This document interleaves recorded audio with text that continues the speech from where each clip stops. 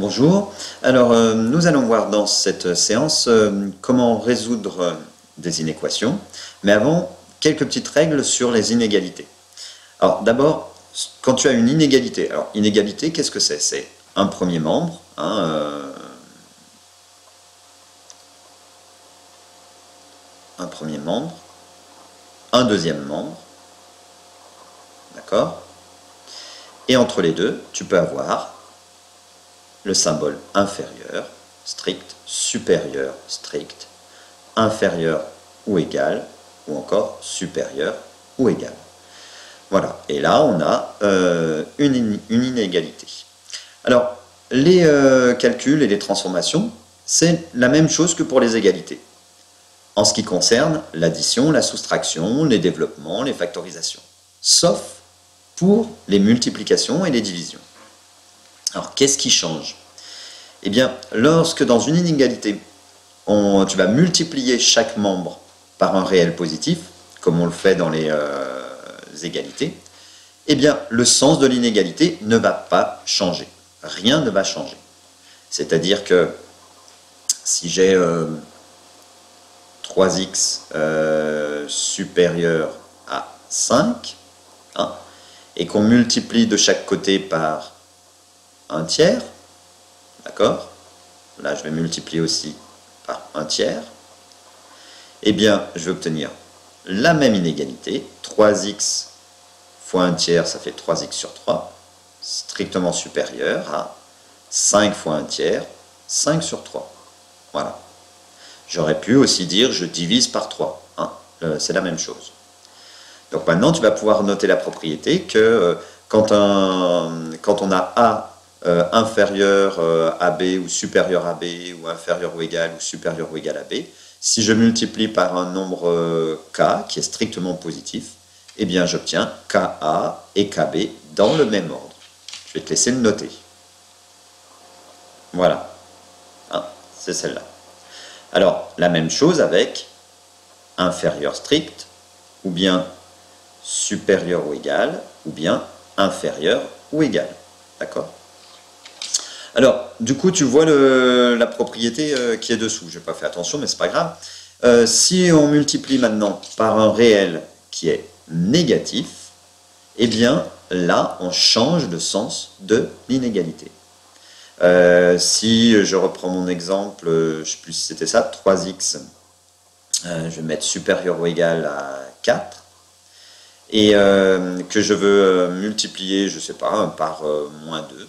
Donc je multiplie tout par moins 2, multiplier ici par moins 2, hop, et là par moins 2, hop, et bien ça va me faire moins 6x, mais par contre inférieur ou égal à moins 8. Voilà. Évidemment, ça marche, donc si A est supérieur à B, alors KA inférieur à KB, pour K strictement négatif, ça fonctionne aussi si j'ai supérieur ou égal, inférieur ou égal, inférieur strict, etc. Alors voyons dans l'illustration comment on peut voir ça aussi. J'ai des premières inégalités, là, moins 8, c'est bien plus petit que moins 3, c'est bien plus petit que moins 2, que 0, que 1 et que 7. Si je multiplie tout par une quantité positive, qui est 3, ben j'obtiens moins 8 fois 3, moins 24, 3 fois 7, 21, eh bien l'ordre est conservé, on laisse le même sens de l'inégalité. Plus grand que 3, 0 fois 3 ça fait 0, moins 2 fois 3, moins 6, moins 3 fois moins 3, moins 3 fois 3 ça fait moins 9. L'ordre est conservé, on dit. Par contre, si je multiplie maintenant par moins 6, c'est celle-là que je multiplie par moins 6, eh bien, 0 fois moins 6, ça reste pareil. 1 fois moins 6, ça fait moins 6. Je ne peux pas écrire que moins 6 est plus grand que 0. Eh bien, tu vois, la règle, la propriété, nous indique qu'il faut changer le sens de l'inégalité. Donc il faut changer tous les... si j'en ai plusieurs, il faut tous les changer si j'ai multiplié par un nombre négatif. L'ordre, on dit, est inversé, ou encore l'ordre n'est pas conservé. On peut dire les deux. N'est pas conservé. Voilà. On va maintenant voir justement les propriétés qui permettent de transformer une inéquation ou une inégalité en une autre inéquation qui va avoir les mêmes solutions. Alors, tu entends que je parle de inégalité et inéquation. En fait, une inéquation, c'est lorsqu'on a une inconnue, d'accord, et qu'on est en train de résoudre un problème et qu'on cherche à savoir pour quelle valeur de x l'inégalité est vraie. Donc là, j'ai une inégalité. À partir du moment où je dis « Oh, j'aimerais bien savoir pour quelle valeur de x cette inégalité est vraie », eh bien, je suis en train de résoudre une inéquation.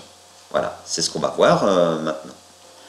Alors, comment on peut simplifier une inéquation? Eh bien, en fait, on peut simplifier une inéquation en effectuant n'importe quelle transformation, c'est-à-dire un développement, une factorisation, ajouter des termes entre eux, retrancher des termes entre eux dans le même membre. Hein, voilà. Bon, bah, toutes les règles que je fais sur les membres des équations, je peux les faire aussi sur les membres d'une inéquation. Attention à l'intérieur de chaque membre, hein, factoriser, développer, réduire, ordonner, etc. On ne change pas le sens d'une inégalité en ajoutant ou en soustrayant un même nombre à ces deux membres. Je prenais tout à l'heure, alors je vais reprendre mon stylo, si j'ai 3 plus 5x inférieur à 4 moins 2x. J'aimerais bien en fait faire en sorte que, comme dans les équations, que tous les x soient dans le même membre et que tous les termes qui ne sont pas associés à x soient aussi regroupés dans le même membre. Donc par exemple les x dans le membre de gauche et les autres dans le membre de droite. Il faudrait que pour cela j'ajoute 2x dans chaque membre pour supprimer celui-là, et que j'ajoute moins 3 dans chaque membre. Eh bien, j'ai le droit de faire ça, d'ajouter moins 3 et d'ajouter plus 2x dans ce membre-là, d'ajouter moins 3 et plus 2x dans ce membre-là. Qu'est-ce que ça me donne? Eh bien, ça va me donner 3 moins 3 et 5x plus 2x, ça va donner 7x. Inférieur, je ne change pas le sens de l'inégalité, à 4 moins 3, 1 et moins 2x plus 2x, 0. Voilà. On ne change pas encore le sens d'une inégalité en multipliant ou en divisant ces deux membres par un même nombre strictement positif. Hein, c'est ce qu'on vient de voir juste auparavant. Alors je vais reprendre 7x là. J'ai 7x inférieur à 1, j'aimerais bien avoir un seul x. Qu'est-ce que j'ai envie de faire? De diviser de chaque côté. Hein, pense bien à la balance. Hein. Il faut que je fasse la même chose de chaque côté. Je divise par 7 de chaque côté. Donc 7x divisé par 7 et 1 divisé par 7. Et on arrive à x inférieur à 1 septième. Voilà, j'ai fait la même chose. 7 est bien un nombre strictement positif, sinon on aurait dû changer le sens. J'ai bien le droit de faire ça. J'aurais pu aussi, à la place de diviser par 7, multiplier par 1 septième. C'était la même chose. Alors tu l'as compris maintenant, on change le sens d'une inégalité en multipliant ou en divisant ces deux membres par un même nombre strictement négatif. Alors, imaginons que j'ai moins 4x supérieur ou égal à 2. Je souhaite avoir x tout seul. Qu'est-ce qu'il faudrait que je fasse? Je vais multiplier par moins 1 sur moins 4, ou moins 1 quart, c'est pareil. Il faut que je le fasse de chaque côté, d'accord? Je l'ai fait de chaque côté, ça va me donner moins 4x fois 1 sur moins 4, c'est pareil que moins 4x sur moins 4. Et 2 fois moins 1 quart, c'est pareil que 2 sur moins 4. Comme moins 1 quart ou 1 sur moins 4 est strictement négatif, je change le sens de l'inégalité. Et j'obtiens donc x, moins 4 sur moins 4, ça fait 1, x inférieur ou égal à 2 sur moins 4, c'est-à-dire moins 1 demi. Voilà.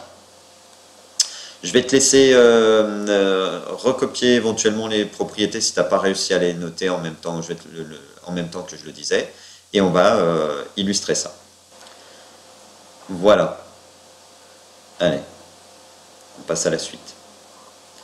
Alors, résoudre une inéquation dans R, c'est quoi? C'est trouver tous les x, tous les réels x, pour lesquels l'inégalité que j'ai écrite là est vraie. Et ça s'appellera l'ensemble des solutions.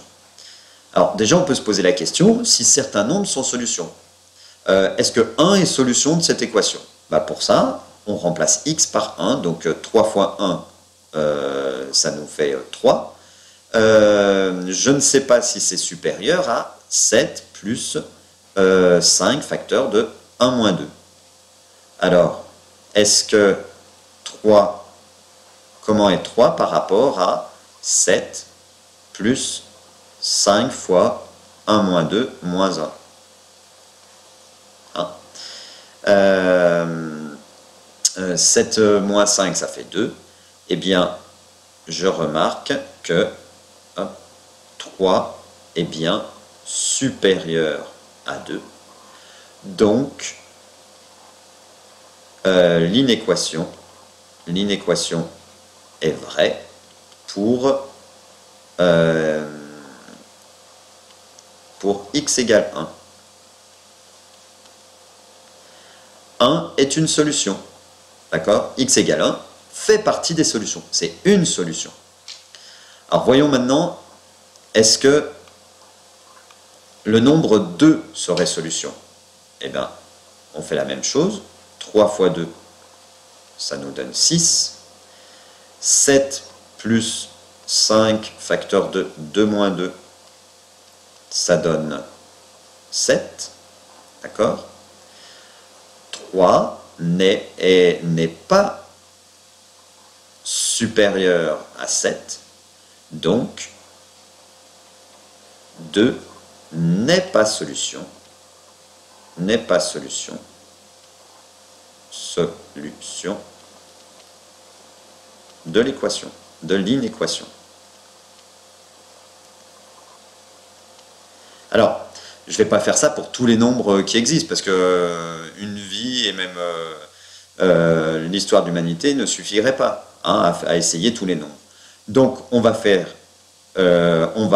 résoudre cette inéquation avec x et essayer de trouver tous les x qui correspondent qui sont solutions de cette inéquation. Alors, la méthode, elle est assez semblable à la méthode pratiquée pour les équations du premier degré à une inconnue. L'idée, c'est quoi? C'est de placer tous les x dans le même membre, le membre de gauche ou le membre de droite, comme tu préfères. On dit isoler x. Isoler x, c'est-à-dire qu'il y ait un seul x, que le coefficient devant x soit égal à 1. Alors pour cela, on part de notre inéquation, 3x supérieur, on va le faire ensemble, 3x supérieur à 7 plus 5 facteur de x moins 2. On a dit que on a le droit de transformer les écritures de chaque côté, donc là j'ai le droit de développer, je ne change rien si je développe. Donc ça me donne 3x supérieur à 7 plus 5x moins 10, d'accord? Je peux aussi réduire. Réduire, ça veut dire que je vais rassembler ce qui se ressemble. Donc j'ai 3x toujours supérieur à 7, pardon, pas 7, 7 moins 10, ça fait moins 3. Donc 3x supérieur à 5x moins 3, voilà. Donc j'ai le droit de faire ça sans changer le sens de l'inégalité. Après, eh bien, je voudrais que les x soient tous du même côté. Bien là, j'ai 5x, je vais enlever 5x de chaque côté, ou je vais en fait soustraire 5x de chaque côté. Ça nous fait 3x moins 5x supérieur. J'ai le droit de faire ça sans changer le sens de l'inégalité. Hein. Donc voilà. 5x moins 5x, ça fait 0. Donc là, qu'est-ce que je fais? Je fais encore une transformation. J'ai le droit de faire ceci sans changer le sens de l'inégalité. Donc ça me fait moins 2x, on réduit, supérieur à moins 3. D'accord? Maintenant, je veux un seul x. Alors là, j'ai moins 2x. Donc il faut que je divise par moins 2 de chaque côté. Comme moins 2 est négatif, je vais devoir changer le sens de l'inégalité. Donc, je divise par moins 2 de chaque côté, moins 2, ici aussi, moins 2x sur moins 2, ça fait x, hein, est plus petit que moins 3 demi. Voilà. Et là, pardon, moins 3 sur moins 2, excusez-moi, moins 3 sur moins 2. Hein. Hop. Qu'est-ce que ça donne? Moins 3 sur moins 2, ça donne plus 3 demi. Donc x inférieur à 3 demi. Voilà. Là, j'ai trouvé tous les nombres qui sont solutions de mon inéquation. Eh bien, c'est quoi? C'est tous les nombres qui sont strictement plus petits que 3 demi. On peut essayer, hein? On met 0. Eh bien, 3 fois 0, ça fait 0. 5 facteur de x de 0 moins 2, ça fait moins 10. Moins 10 plus 7, ça fait moins 3. 0 est bien plus grand que moins 3. On a vu aussi que 1 est plus petit que 3 demi, c'est bien solution. Et on a vu que 2 n'était pas solution. Donc les solutions sont les nombres x tels que x inférieur à 3 demi. On vous demandera de représenter ça sur la droite des réels. Ça, c'est la droite de tous les nombres réels. Je place dessus le nombre 3 demi. D'accord? Là, je vais vers plus l'infini. Là, je vais vers moins l'infini. Quelles sont mes solutions? Eh bien, on a dit tous les nombres plus petits que 3 demi. Eh bien, j'assure la partie que je prends, c'est celle-là. Hein. Je peux la colorier aussi. Voilà. Donc, je prends tous ces nombres. 3 demi, je ne le prends pas. Alors, je vais mettre un crochet et pousser le 3 demi à l'extérieur de mon intervalle. Donc là, voilà, j'ai l'ensemble solution. Les nombres solutions. Voilà. Je te retrouve pour une autre petite vidéo avec 2 exemples hein, qu'on va traiter en application de cela. Allez, à bientôt et surtout note bien tes questions pour les poser. Hein.